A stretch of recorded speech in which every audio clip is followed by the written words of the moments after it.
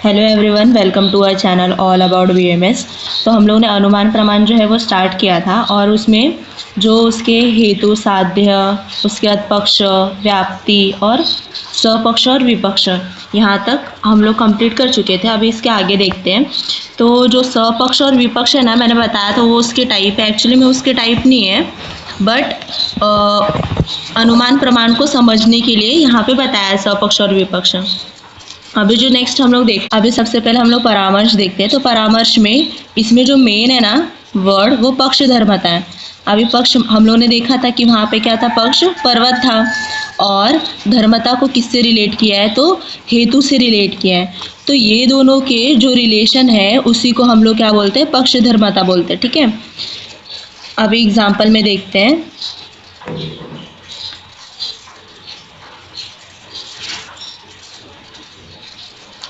जैसे कि यहाँ पे आप लोग देख सकते हैं, जो मेरा पक्ष है वो क्या है, पर्वत है, और पर्वत का ये जो धुआं है, धूम है, वो क्या है, मेरा हेतु है। तो ये दोनों के रिलेशन को हम लोग क्या बोलते हैं, पक्ष धर्मता बोलते हैं। ठीक है, अभी परामर्श समझने के लिए हम लोगों ने एक वर्ड ये समझा, और उसमें क्या होता है कि जहाँ पे क्या होता है, हेतु होता है। तो हेतु मेरा क्या हुआ, धूम हुआ। तो जहाँ जहाँ धूम रहेगा वहाँ वहाँ क्या होगा, अग्नि होगा। तो यहाँ पे अगर हम लोग देखें, इससे पहले भी हम लोगों ने देखा था व्याप्ति में ये दोनों शब्द। तो जहाँ जहाँ क्या होगा, हेतु होगा, वहाँ वहाँ क्या होगा, साध्य होगा। ठीक है, हेतु है तो साध्य है, या तो साध्य है तो हेतु है। तो यहाँ पे हेतु हम लोग ने क्या देखा था, धूम देखा था, और साध्य हमारा क्या था, अग्नि था। तो जो अग्नि है उसी को हम लोग क्या बोलते हैं, व्यापक भी बोलते हैं, और जो हमारा हेतु है उसको हम लोग व्याप्य भी बोलते हैं। ठीक है, तो इसका श्लोक देखते हैं परामर्श का। व्याप्ति विशिष्ट पक्ष धर्मता ज्ञानम परामर्श। देखा था ना, व्याप्ति क्या होता है, तो अविनाभाव संबंधी के साथ जो रहता है, जैसे हेतु और साध्य, जहाँ जहाँ धूम होगा वहाँ वहाँ अग्नि होगा, तो वो उनका साहचर्य वो अविनाभाव संबंध के साथ रहते। तो व्याप्ति और पक्ष धर्मता भी हम लोगों ने क्या देखा, पक्ष मतलब क्या, पर्वत, जो जिस जगह पे वो स्थान लेके रहता है, और धर्मता हेतु, ये दोनों के रिलेशन को ही हम लोग क्या बोलते हैं, पक्ष धर्मता। तो व्याप्ति और पक्ष धर्मता को ही हम लोग क्या बोलते हैं, परामर्श बोलते हैं। यहाँ पे आप लोग देख सकते हैं, व्याप्ति से युक्त रहेगा तो पक्ष धर्मता का ज्ञान, मतलब व्याप्ति और पक्ष धर्मता के ज्ञान को ही हम लोग क्या बोलते हैं, परामर्श बोलते हैं। जैसे कि अगर हम लोग उदाहरण में देखें, पहले उदाहरण में जो धूम और अग्नि था, पर्वत अग्नि से व्याप्य ऐसे धूम से युक्त है। तो पर्वत और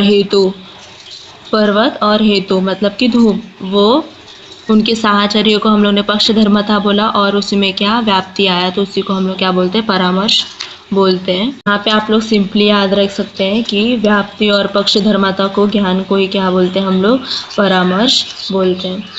तो एक बार फिर से कंसाइज वे में बताती हूँ मैं आपको कि परामर्श क्या होता है। सबसे पहले परामर्श में एक शब्द देखेंगे कि पक्ष धर्मता क्या होता है, पक्ष और हेतु का रिलेशन जो होता है उसी को हम लोग पक्ष धर्मता बोलते हैं। और व्याप्ति मतलब कि कोई उनका जो साहचर्य के साथ वो लोग रहते हैं एक दूसरे के साथ, जैसे जहाँ जहाँ हेतु होगा वहाँ वहाँ क्या होगा, जहाँ जहाँ धूम होगा वहाँ वहाँ हम लोग को अग्नि देखने को मिलेगा। तो इसी को हम लोग क्या बोलते हैं, व्याप्ति। तो उनके साहचर्य को, उनके अविनाभाव संबंध को हम लोग व्याप्ति बोलते हैं, और ये दोनों को ही मिला करके हम लोग क्या बोलते हैं, परामर्श बोलते हैं। तो आई होप यहाँ तक आपको सब क्लियर होगा। और अभी इसके आगे देखते हैं अनुमिति। अनुमिति क्या होता है, परामर्श के द्वारा जो मुझे ज्ञान उत्पन्न करके मिला उसी को हम लोग क्या बोलते हैं, अनुमिति बोलते हैं। जैसे कि मुझे परामर्श के द्वारा ज्ञान प्राप्त हुआ कि वहाँ पे धूम है तो वहाँ पे अग्नि भी होगा, और वो उनके हमेशा साहचर्य में रहेगा। और जो भी हम लोग ने अभी तक देखा ना कि हेतु क्या होता है, साध्य क्या होता है, तो ये सब के ही पूरे को हम लोग क्या बोलते हैं, अनुमिति बोलते हैं। तो परामर्श से उत्पन्न ज्ञान को अनुमिति कहा जाता है। अनुमान क्या हुआ, तो अनुमान होता है जो हम लोग ने अनुमिति के द्वारा उसके कारण को जैसे कि अनुमिति के कारण को ही हम लोग क्या बोलते हैं, अनुमान बोलते हैं।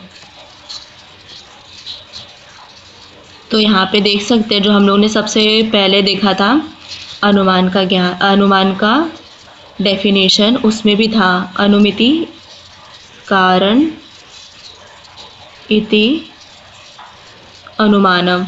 तो जो अनुमिति के जो कारण है उसी को हम लोग क्या बोलते हैं, अनुमान बोलते हैं। तो आई होप यहाँ तक आपको सब क्लियर होगा। तो पूरे इसको कंबाइन करते हैं जो हम लोग ने अभी तक पढ़ा है अनुमान के रिलेटेड। तो सबसे पहले हम लोग ने देखा था कि हेतु और साध्य। हेतु मतलब क्या होता है, कारण। तो हेतु यहाँ पे मेरा क्या था, तो धूम था, और साध्य मेरा अग्नि था।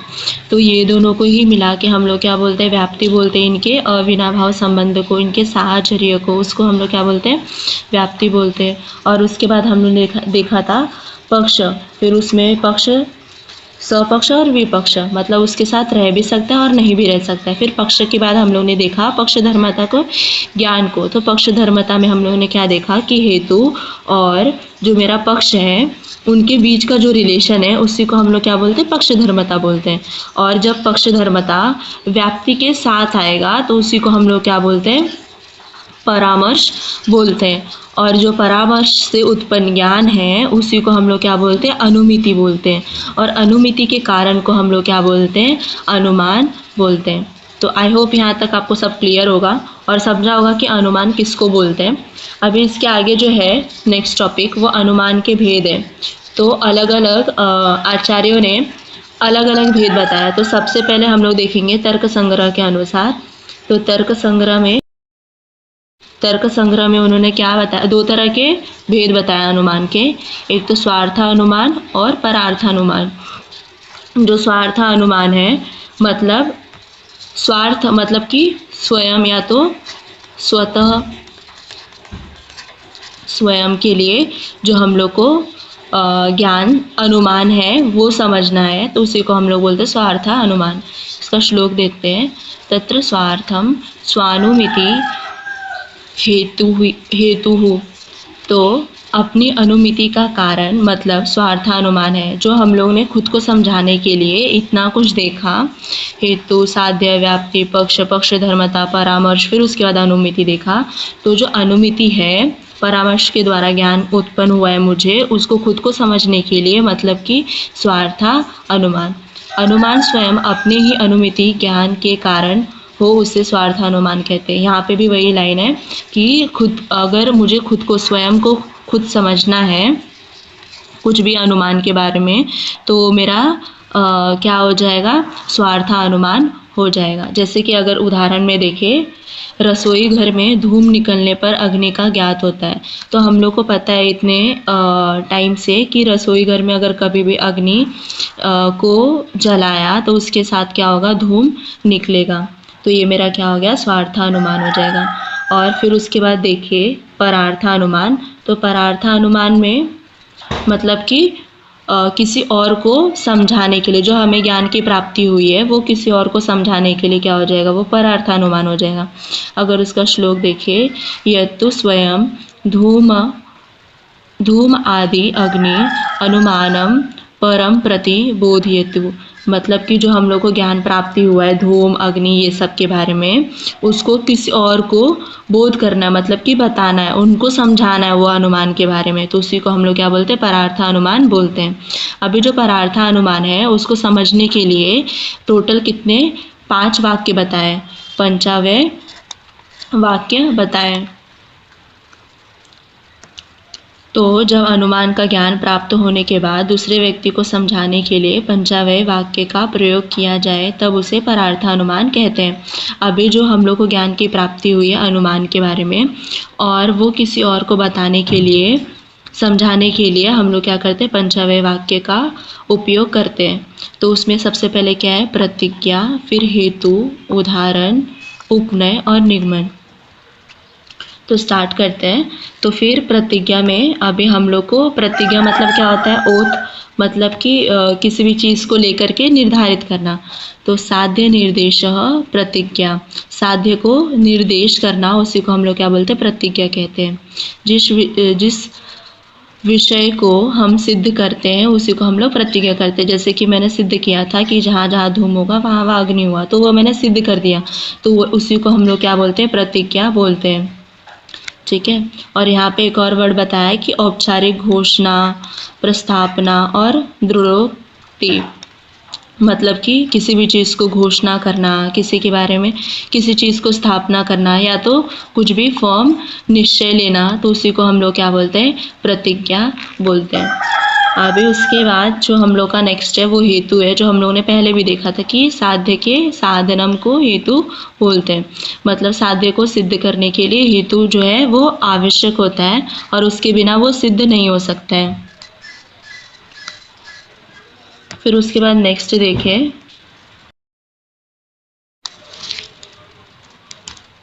अगर उसके बाद देखें तो उदाहरण में क्या दिया है, पर्वत पर जहाँ धूम है वहाँ अग्नि है। इस उदाहरण में चूँकि वहाँ धूम है यह हेतु है, तो हम लोग ने हेतु के बारे में देखा भी था कि जहाँ पे क्या होगा, अग्नि होगा, वहाँ पे धूम होगा, तो धूम क्या हो गया, हेतु हो गया। ठीक है।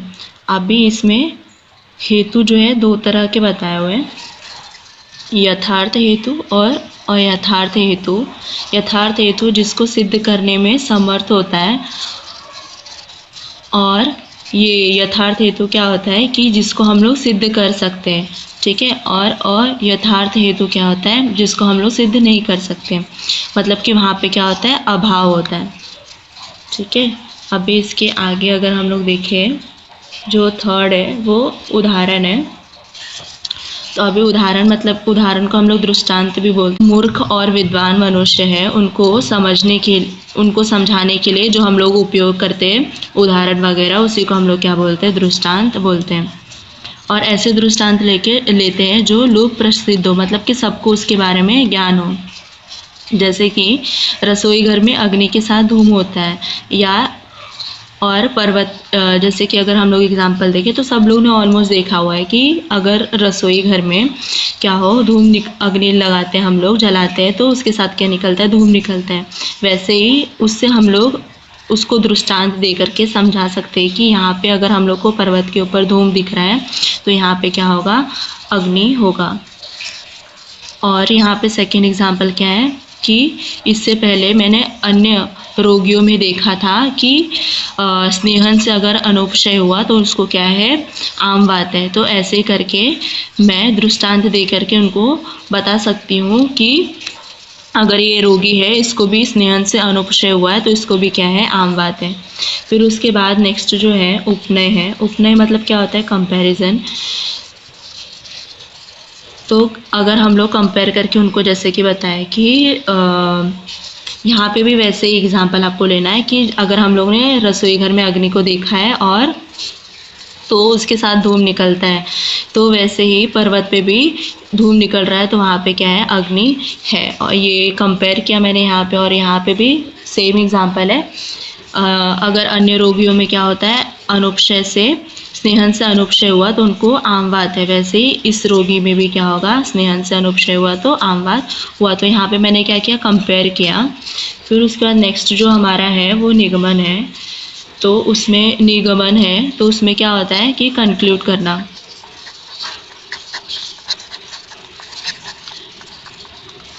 हेतु का उपदेश कर प्रतिज्ञा का निर्णय करना या तो फिक्स करना, उसी को हम लोग क्या बोलते हैं, निगमन कहते हैं।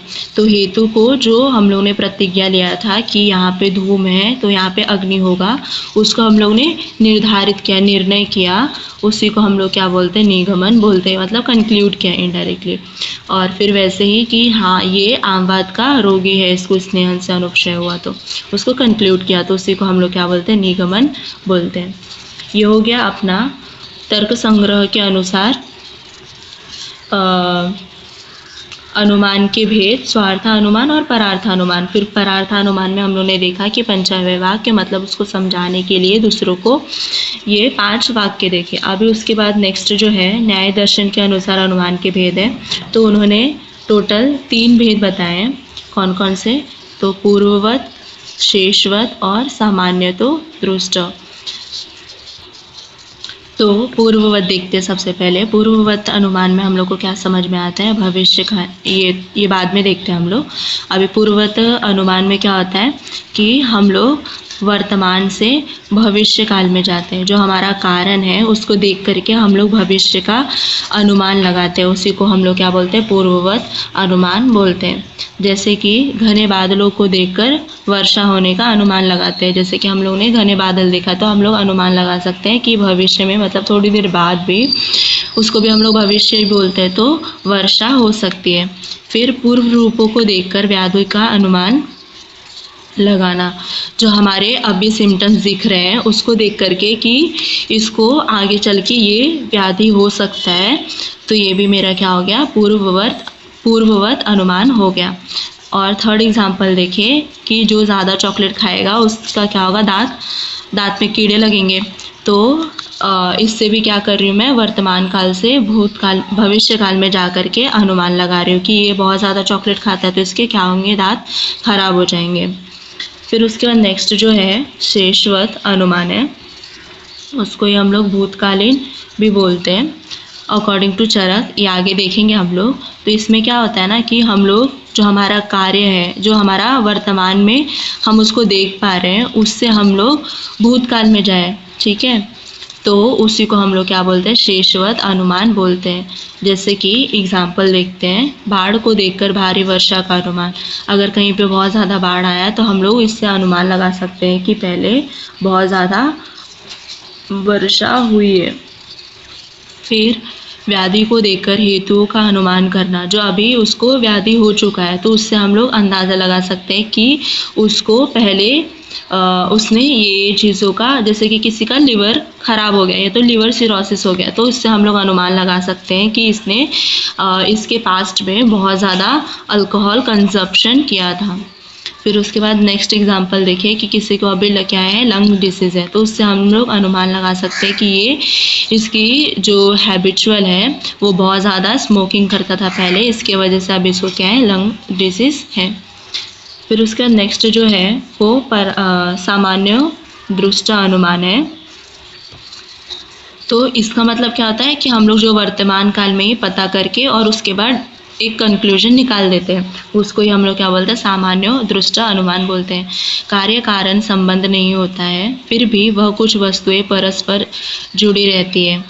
आग और पर्वत वर्तमान, जैसे कि अभी कार्य और कारण का, जैसे हम लोग ने अभी देखा कि वर्तमान काल से भूतकाल में जाना, भविष्य काल में जाना, तो ऐसा कोई संबंध यहाँ पे नहीं रहता है। यहाँ पे उसी समय उसी क्षण हम लोग उनको कंक्लूजन करके बताते हैं। जैसे कि अगर मैंने पर्वत के ऊपर अग्नि देखा, तो धूम देखा, तो मुझे अनुमान लगाया कि वहाँ पे क्या होगा, अग्नि होगा।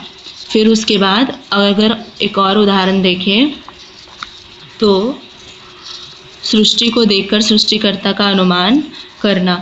तो जैसे कि अगर अभी जो हम लोग सृष्टि को देख रहे हैं उससे हम लोग अनुमान लगा सकते हैं कि इसका कोई तो भी सृष्टिकर्ता रहा होगा। तो ये मैंने वर्तमान काल में ही क्या किया, उसको कंक्लूड कर दिया, तो ये मेरा क्या हो गया, सामान्य दृष्टा अनुमान हो गया। फिर उसके बाद नेक्स्ट देखिए, अगर किसी का नेत्र जो है वो मतलब कि पीला हो गया है बहुत ज़्यादा, और भी जो उसका कलर टेक्सचर है या तो वर्ण है, कॉम्प्लेक्शन है, वो सब देख करके हम लोग को लग रहा है कि बहुत ज़्यादा येलोइश हो गया, तो इससे हम लोग अनुमान लगा सकते हैं कि इसको क्या हो गया है, जॉन्डिस हुआ है।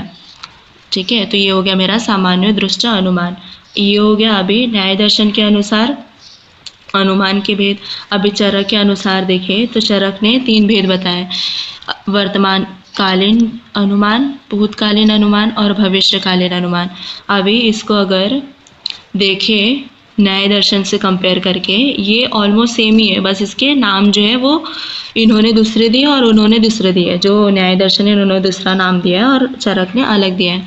जैसे कि पूर्ववत अनुमान को ही क्या बोलते हैं, भविष्यकालीन अनुमान बोलते हैं अकॉर्डिंग टू चरक।